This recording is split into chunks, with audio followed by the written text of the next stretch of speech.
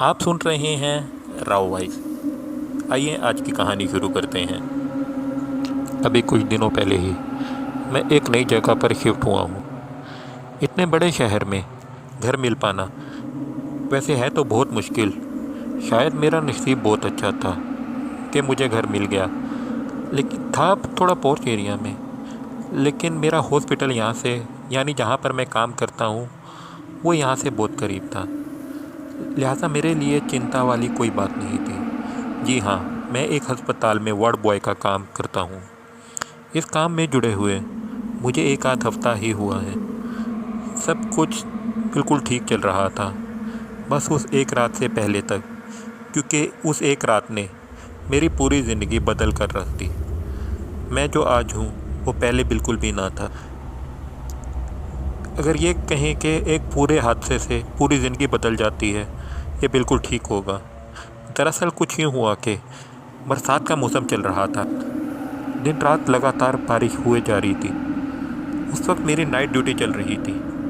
मैं हॉस्पिटल में रात भर रहता था और सुबह वापस घर आ जाता था। सब कुछ बिल्कुल ठीक चल रहा था, मगर एक दिन सब कुछ बदल गया। उस रात काफ़ी ज़ोरदार बारिश हो रही थी। हॉस्पिटल में ज़्यादातर पेशेंट नहीं आए थे, ना स्टाफ आया था, लेकिन मैं था जो काम से ज़्यादा जल्दी छुट्टी ना लेता था। उस रात का मौसम शुरू से ही कुछ अजीब था। बारिश के साथ साथ हवाएं चलती हैं, मगर उस रात हवाएं कुछ अलग सी हरकत दे रही थी। ऐसा लग रहा था कि ज़रूर कुछ बुरा होने वाला है, मगर कुछ समझ में नहीं आ रहा था। मैं चुपचाप अपनी कुर्सी पर बैठा बाहर होती हुई बारिश को देख रहा था। मेरे फ्लोर पर मैं अकेला वार्ड बॉय था। ज़्यादातर पेशेंट सो चुके थे। मैंने अपने बैग से टिफ़िन निकाला और खाना खाने लगा। खाना पीना करके मैं बस अपनी जगह पर टिक गया। रात के तक हर पल गिराती जा रही थी, मगर बारिश थी जो कि रुकने का नाम नहीं ले रही थी। रात के साथ साथ बारिश की रफ्तार बढ़ती ही जा रही थी, मगर मुझे क्या, मुझे तो बस बैठे रहने से मतलब था। और अगर कोई पेशेंट वगैरह आ भी जाता तो उसकी खिदमत करनी थी। लेकिन इस बारिश में मुझे लग नहीं रहा था कि कोई पेशेंट आएगा। लेकिन देखते ही देखते 9 से 10 बजे और 10 से 11, मगर बारिश उसी रफ्तार से लगातार बरसे जा रही थी। अब धीरे धीरे बोरियत के मारे मुझे नींद आने लगी और मैं बैठे बैठे झपकियाँ लेने लगा। उसी तरह झपकियाँ लेते लेते कब मेरी आंख लगी पता ही ना चला। ना जाने कितनी देर बाद जब मेरी आंख खुली तो मेरे कानों में एक आवाज़ आ रही थी। एक अजीब सी आवाज़, जैसे कोई मेरा नाम लेकर पुकार रहा हो मुझे, मगर कौन इस वक्त पुकार सकता था। मैंने झट से अपनी आंखें खोली, मगर वहाँ आसपास तो कोई भी ना था। फिर ये आवाज़ कैसी? मैं थोड़ा चौंक सा गया, जबकि बारिश रुक चुकी थी, जिसकी वजह से वो आवाज़ मुझे और ज़्यादा साफ सुनाई दे रही थी। वो आवाज़ थोड़ी दबी दबी सी और कुछ घबराई हुई सी, जैसे कोई कुछ बोलने की कोशिश कर रहा हो लेकिन बोल ना पा रहा हो तकलीफ़ के मारे।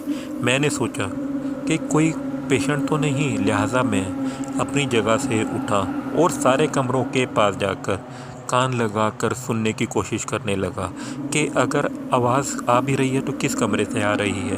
पहले 2-3 कमरों में से तो मुझे कोई आवाज़ नहीं आई। शायद सभी मरीज़ सो चुके थे।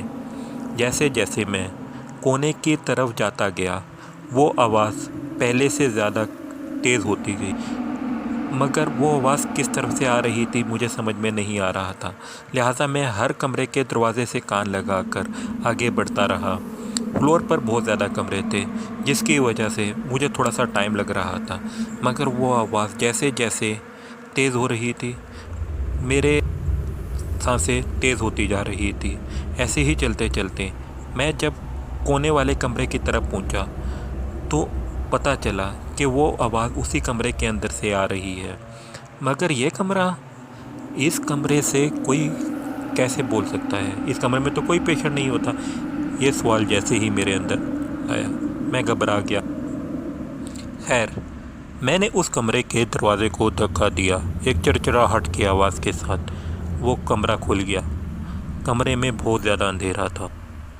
मेरे पास एक बैटरी टॉर्च, मैंने टॉर्च जलाकर चारों तरफ घुमाई। कमरे में बेड तो काफ़ी थे, मगर उन बेड पर कोई भी पेशेंट ना था। सारे के सारे बेड खाली पड़े थे। मैं इधर उधर टॉर्च घुमा ही रहा था कि तभी मेरी नज़र एक बेड पर पड़ी।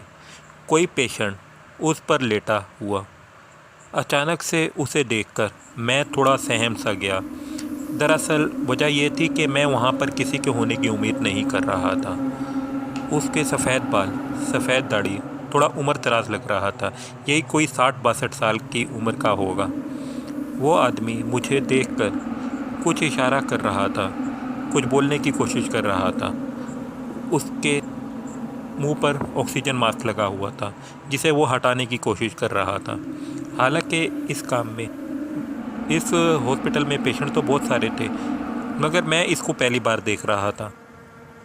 इतने में उसने हाथ के इशारा करके मुझको अपने पास बुलाया। मैं धीरे धीरे कदमों से चलकर उसके पास गया। उसने मुझे वहीं बैठ कर जाने का इशारा किया। मैं वहीं पास ही एक टेबल पर बैठ गया। मेरे बैठते ही उस आदमी ने हल्के से अपना ऑक्सीजन मास्क हटाया और बोला, क्या नाम है तुम्हारा?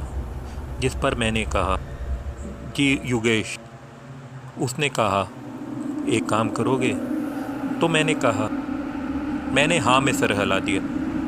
तो मेरे से हाँ का इशारा पाते ही उस आदमी ने कहा, मेरा एक बेटा है तुम्हारी उम्र का, उसको फ़ोन मिलाकर ज़रा बोल दो कि मैं यहाँ हॉस्पिटल में हूँ।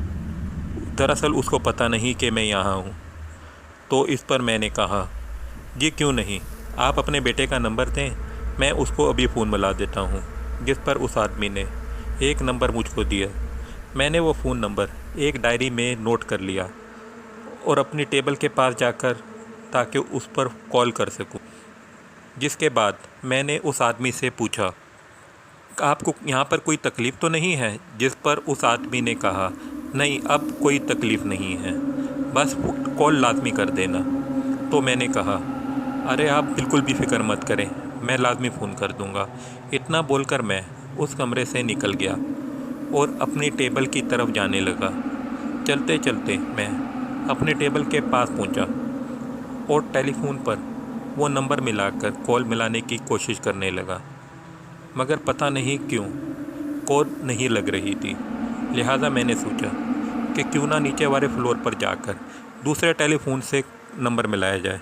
लिहाजा मैं नीचे वाले फ्लोर पर जाने लगा और ताकि वहाँ से कॉल कर। तभी टेबल पर बैठे फ्लोर के वार्ड बॉय ने मुझसे कहा, किसको कॉल लगा रहे हो, खैरियत तो है? जिस पर मैंने उसको पूरी बात बता दी। सारी बात सुनकर उस वार्ड बॉय ने पहले तो मुझे कुछ सेकंड तक अच्छी तरह घूरा और फिर कहा, वो कोने वाले कमरे का पेशेंट, वो बूढ़ा, तुम कुछ पागल तो नहीं होगे? वो बूढ़ा तो आज सुबह ही डेथ हो गई है उसकी। हाँ, मरते मरते ज़रूर वो अपने बेटे की बात कर रहा था, लेकिन वो तो मर चुका है। उसकी बात सुनकर मेरा पूरा शरीर थर थर कांपने लगा और मैं उस वार्ड बॉय को लेकर सीधा उस कमरे में पहुंचा तो सच में वो बूढ़ा आदमी मरा हुआ था और उसके चेहरे पर कोई ऑक्सीजन मास्क नहीं था। मुझे कुछ समझ में ना आया कि ये सब क्या हो रहा है, लेकिन फिर बार मैंने उस नंबर पर कॉल करके इन्फॉर्म कर दिया और उसके बेटे को सारी जानकारी दे दी। तो दोस्तों, कैसी लगी आज की कहानी? अगर कहानी पसंद आई है तो चैनल को लाइक और सब्सक्राइब लाजमी कीजिएगा। शुक्रिया। आप सुन रहे हैं राव वॉइस। आइए आज की कहानी की तरफ बढ़ते हैं। दोस्तों, पिछले कई हफ्तों से मैं शहर में ऑटो चलाने का काम कर रहा था। दरअसल गांव में हालात अच्छे ना होने की वजह से मुझे शहर आना पड़ा और अपने दोस्तों को बोलकर एक किराए पर रिक्शे का इंतज़ाम कर लिया। उस रात भी रोज़ की तरह मैं अपने ऑटो के साथ स्टैंड पर खड़ा था और किसी आखिरी सवारी का इंतज़ार कर रहा था, क्योंकि मौसम बरसात का था, जिसकी वजह से धंधा बहुत मंदा था। बीच बीच में एक आध सवारी मिल जाती थी। उस तेज़ बारिश में मैं अपनी ऑटो में बैठकर पुराने गानों का लुत्फ़ उठा रहा था। मुझे बहुत देर इंतज़ार करने के बाद जब कोई सवारी ना मिली तो मैं ऑटो लेकर निकल पड़ा। काफ़ी रात होने की वजह से रास्ता एकदम वीरान था। अंधेरा इतना था कि हाथ को हाथ दिखाई ना देता था। बीच बीच में गरजते बादलों की वजह से थोड़ा बहुत दिख जाता था और बची खुची कसर रास्ते में टिमटमाते स्ट्रीट लाइट पूरी कर देते थे।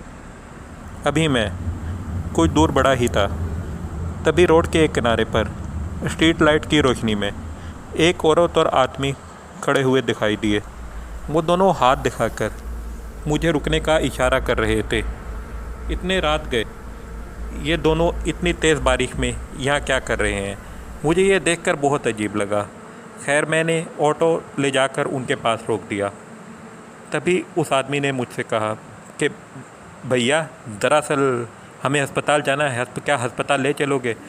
पहले तो मैंने उस आदमी की बात सुनकर सोचा कि मना कर देता हूँ। फिर सोचा कि ये आखिरी सवारी का तो इंतज़ार कर रहा था, क्यों ना इनको छोड़कर ही घर चलता हूँ।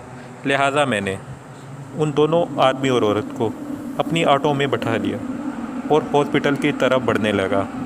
ऑटो चलाते हुए मैं बार बार गाड़ी के मिरर से पीछे की तरफ देख रहा था। तभी मैंने नोटिस किया कि इतनी तेज़ बारिश में खड़े रहने के बावजूद भी उन दोनों औरत और आदमी के कपड़े बिल्कुल सूखे हुए थे। कपड़े तो दूर, उन दोनों के बाल भी बिल्कुल गीले नहीं हुए थे। मुझे समझ में नहीं आ रहा था कि आखिर ऐसा कैसे हो सकता है, कि आखिर कोई इंसान इतनी तेज़ बारिश में खड़े होने के बावजूद कैसे नहीं भीग सकता। खैर, अभी मैं ऑटो चला ही रहा था कि तभी मुझे रोड के एक किनारे पर एक आदमी खड़ा दिखाई दिया, जो हाथ दिखाकर ऑटो रोकने का इंतज़ार कर रहा था। मैंने जब उसके पास ऑटो रोका तो उसने कहा, भैया जी, रामनगर चौक चलोगे? जिस पर मैंने कहा, माफ़ करिएगा साहब, ऑटो में 2 ही लोग अलाउ हैं और पीछे 2 पैसेंजर पहले से बैठे हैं, तो आपको नहीं बैठा सकता। मेरी इस बात को सुनकर उस आदमी ने एक दफ़ा पीछे देखा और फिर मेरे चेहरे को घूरते हुए कहा, क्या भैया, नहीं जाना तो सीधे बोल दो, ऐसे बहाने क्यों बना रहे हो?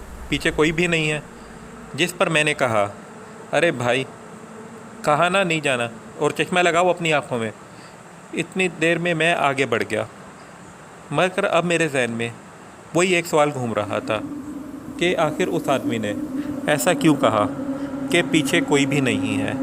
इसी उलझन में मैं ठीक तरह से ऑटो भी नहीं चला पा रहा था। लिहाजा थोड़ी दूर जाकर मैंने ऑटो रोक दिया और पीछे पलट कर देखा तो मेरा दिल धक से रह गया। दरअसल उन दोनों औरत और आदमी का पूरा शरीर जला हुआ था और उनकी आंखें चमक रही थी। इतना सब देखकर मैं खुद को संभाल ना सका और ऑटो में बैठे बैठे ही बेहोश हो गया। फिर जब मुझे होश आया तो 2-4 लोग मेरे ऊपर पानी के छींटे मार रहे थे। उन लोगों को पूरी बात बताने पर पता चला कि जहाँ से मैंने उन औरत और आदमी को अपनी ऑटो में बैठाया था, वहाँ बहुत पहले वो लोग एक झोंपड़ी में रहते थे। उन दोनों ने भागकर दूसरी कास्ट में शादी की थी, जिसकी वजह से लड़की के घर वालों ने उन दोनों को झोंपड़ी समेत ज़िंदा जला दिया और कोई भी उन्हें हॉस्पिटल लेकर नहीं गया था। तब से वो दोनों यहीं भटकते रहते हैं और उनकी हॉस्पिटल जाने के लिए लोगों से लिफ्ट मांगती है। तो दोस्तों, ये थी आज की कहानी। अगर कहानी पसंद आई है तो इस चैनल को लाइक और सब्सक्राइब लाजमी कीजिएगा। शुक्रिया।